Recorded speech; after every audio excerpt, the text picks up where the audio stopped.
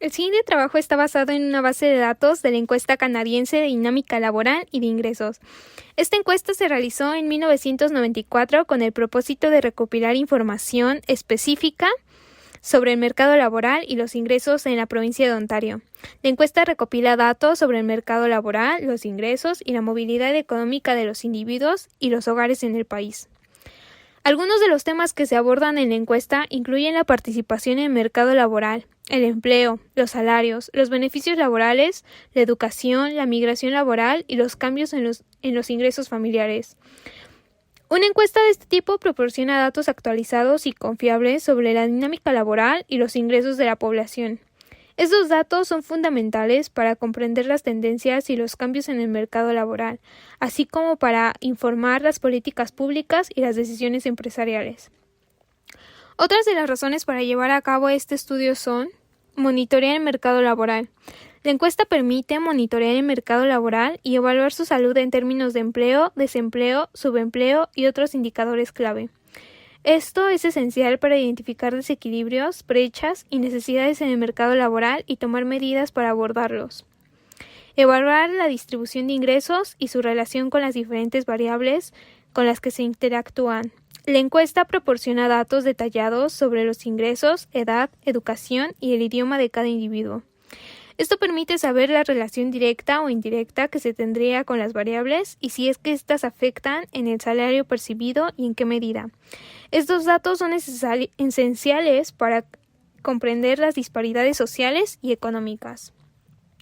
Informar políticas públicas. Los resultados de la encuesta pueden utilizarse para informar el diseño, implementación y evaluación de políticas públicas relacionadas con el empleo, los salarios y los beneficios sociales y otros aspectos relevantes. Los responsables de la formulación de políticas pueden utilizar los datos de la encuesta para identificar áreas problemáticas, identificar grupos vulnerables y desarrollar estrategias efectivas para abordar los desafíos del mercado laboral. Dado esto, estamos interesados en analizar los factores que influyen en los ingresos de los habitantes de Ontario y la relación entre la educación y la participación en el mercado laboral. Sabemos que existen más variables fuera de las dadas por la que la encuesta que pueden determinar los ingresos, la movilidad económica y la dinámica del mercado en esta porción del mercado laboral. En nuestro trabajo contamos con 5 variables. La que tomaremos como dependiente, que es el salario, que está dada por una tasa compuesta por hora, por todos los trabajos, la edad de los trabajadores en años, sexo y si domina algún lenguaje además del inglés. Debido a que la base de datos contiene 2 variables no numéricas, siendo estas sexo, lenguaje, un primer paso para poder establecer mejor nuestro modelo es convertirlas en variables dummy. En el caso de sexo, el valor 0 es si es masculino y 1 si es femenino. Para el lenguaje, el valor 0 indica si el individuo habla únicamente el idioma inglés y el valor 1 representa si habla otro idioma aparte del inglés. Primer modelo. Construiremos un modelo de regresión lineal simple para obtener una vista general de las variables y su influencia. Este modelo muestra la relación entre los salarios y las variables independientes. Recordemos que los coeficientes indican cómo cambia el salario promedio cuando una de las variables independientes cambia en una unidad. Podemos observar que cada año adicional de educación el salario promedio aumenta en 0.9163 unidades y que el salario promedio para las mujeres es de 3.4540 unidades, menor que para los hombres. Los p-value indican la significancia estadística de cada variable en el modelo. Las variables educación, edad y sexo son altamente significativas en el modelo, mientras que la variable lenguaje no es significativa en el modelo y no tiene un efecto significativo sobre los salarios. El coeficiente de determinación R² es una medida de la calidad del ajuste de un modelo de regresión lineal. Toma valores entre 0 y 1, y cuanto más cerca esté de 1, mejor será el ajuste del modelo a los datos.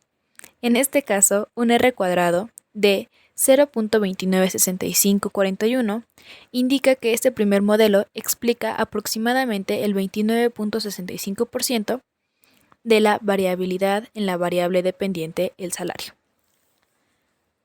Segundo modelo. Para este segundo modelo, se decidió elevar al cuadrado las variables edad y educación. Esto se debe a que son las variables continuas en el modelo. Esto permitiría capturar efectos no lineales de estas variables en el salario. Por ejemplo, si elevamos al cuadrado la variable edad, podremos capturar el efecto de que el salario aumenta con la edad hasta cierto punto y luego comienza a disminuir. De la misma manera con la educación. También se decidió mantener la variable lenguaje, aunque esta no es significativa, porque se quería ver de la primera instancia cómo resultaba en este nuevo modelo antes de eliminarla. De acuerdo con los resultados de este modelo, las variables educación al cuadrado, edad al cuadrado y sexo continúan siendo significativas para predecir el salario, ya que sus p-values siguen siendo menores al 0.05. Sin embargo, la variable lenguaje sigue siendo no significativa en el modelo. La interpretación de los coeficientes de las variables al cuadrado es un poco diferente a la interpretación de los coeficientes de las variables originales. Por ejemplo, el coeficiente de educación al cuadrado indica que por cada unidad adicional de educación al cuadrado, se espera que el salario aumente en 0.03555 unidades. En general, los resultados indican que tanto la educación como la edad tienen un efecto no lineal en el salario y que el sexo sigue siendo una variable significativa en el modelo. Tercer modelo. Este siguiente modelo es básicamente igual al anterior, con la única diferencia que en esta ocasión ya hemos eliminado la variable lenguaje debido a su baja significancia. De acuerdo a los resultados de este nuevo modelo, sin la variable lenguaje, las variables educación al cuadrado, edad al cuadrado y sexo continúan siendo significativas para predecir el salario. Comparando los resultados de este modelo con los modelos anteriores, podemos ver que los coeficientes y p-values de las variables son muy similares en todos los modelos. Esto indica que la eliminación de la variable de lenguaje no tuvo un gran impacto en el modelo. Cuarto modelo. Para este cuarto modelo, se tomó el logaritmo de la variable dependiente salario. Esto puede ser útil por varias razones. Una razón común para tomar el logaritmo de una variable dependiente en un modelo de regresión es reducir su sesgo y hacer que su distribución sea más normal. Si la distribución del salario en los datos es muy sesgada, tomar el logaritmo del salario puede mejorar el ajuste del modelo y hacer que los resultados sean más fáciles de interpretar. Otra razón para tomar el logaritmo del salario es que esto permite interpretar los coeficientes del modelo en términos de cambios porcentuales, en lugar de cambios absolutos. Por ejemplo, al tomar el logaritmo del salario, el coeficiente de la educación indicaría el cambio porcentual esperado en el salario por cada año adicional de estudio. En resumen, tomar el logaritmo del salario en el modelo puede mejorar el ajuste y hacer que los resultados sean más fáciles de interpretar, especialmente si la distribución del salario en los datos es muy sesgada. Quinto modelo.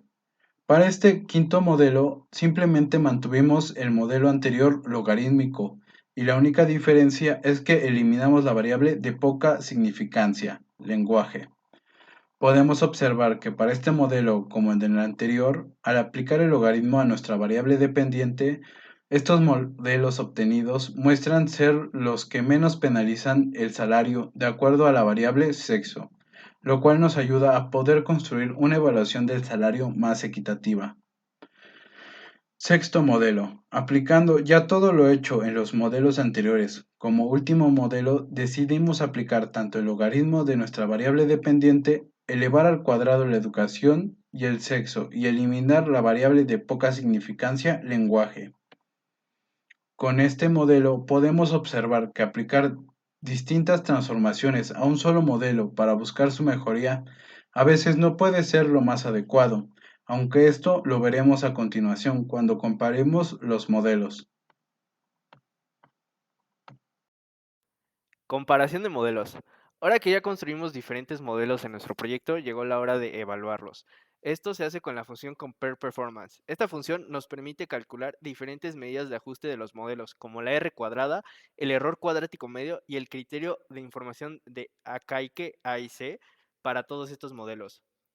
Según los resultados obtenidos, nuestro modelo 5 es el mejor de los modelos que hemos construido para predecir el salario utilizando las variables de educación, edad y sexo.